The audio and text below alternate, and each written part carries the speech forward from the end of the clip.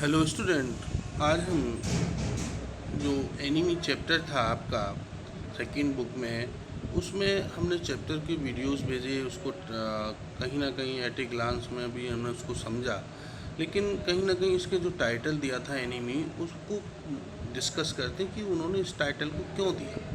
तो the enemy जो कहानी है, यह उसके लिए एक उपयुक्त एप्ट का मतलब उपयुक्त शीर्षक रहा है, क्योंकि द्वितीय विश्व युद्ध जो था, यह उसकी कहीं ना कहीं बैकग्राउंड पृष्ठभूमि को दिखाता है, जो कि मुख्य रूप से कल्टिनेट्स इन ड्रॉपिंग ऑफ एटम बम्स, जो कि अमेरिका द्वारा हिरोशिमा और नागासाकी पर परमाणु बम गिराने में समाप्त हो गई थी। अगर हम उसकी तरफ ध्यान दें तो इन परिस्थितियों में, तो अंडर द सर्कमस्टांस यानी इन परिस्थितियों में एक अमेरिकी जो POW यानी प्रिजन ऑफ वार जो था, उसको अगर हम देखें तो उसे नाविक जो था किसी भी तरह से जापान के द्वारा could be treated as a friend by the Japanese, एक दोस्त के रूप में व्यवहार नहीं किया जा सकता था, क्योंकि आपस में युद्ध हुआ था।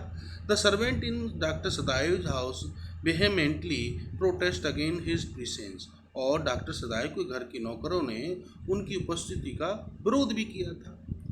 क्यों किया था? क्योंकि वह उनको अपना स्वर्ण एनिमी यानी अपना शत्रु मानते थे, और इसी के कारण उन्होंने अपने so much that they were saviour their long standing relation. Long standing का मतलब यहाँ पर अर्थ होता है कि उन्होंने विरोध के साथ साथ अपने पुराने, लॉन्ग स्टैंडिंग का मतलब पुराने चले आ रहे रिश्तों को भी उन्होंने ख़त्म कर लिया था। The Sadayu's couple to consider Tom too, और सदायु दंपति यानी पति पत्नी हाना और डॉक्टर सदायु भी टॉम को अपना दुश्मन मानते लगे थे, क्योंकि वो उनके अमेरिका से था। लेकिन पढ़ने के बावजूद, बीइंग एजुकेटेड यानी शिक्षित होने के कारण, उन्होंने अपने जीवन में अपने दृष्टिकोण को समझा जो व्यापक था और अधिक जनरस उदारवादी था। इन स्पाइट ऑफ रिजर्वेशंस, और मानसिक संघर्षों के कारण, आरक्षण के कारण और विभिन्न बाधाओं के बावजूद उन्होंने किसको अधिक बल दिया? ओट्स देयर कन्फ्रंटेड विद, अपनी जो मानववादी दृष्टिकोण था उसको जोर दिया।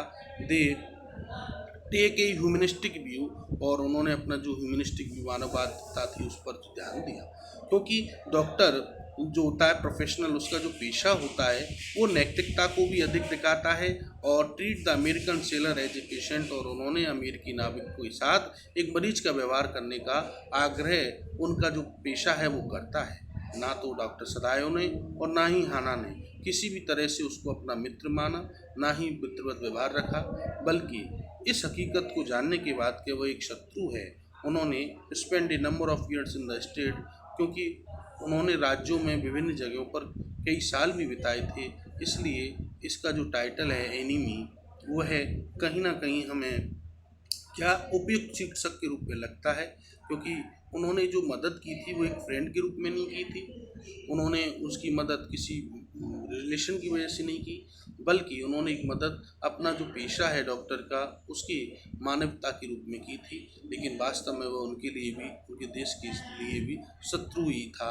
इसलिए ये befitting title of the story, एक अच्छा उपयुक्त शीर्षक बैठता है। इस कहानी में हमने इसको समझा। इसमें जो क्वेश्चन आंसर हैं आप देखेंगे, इनको भी हमें करना है।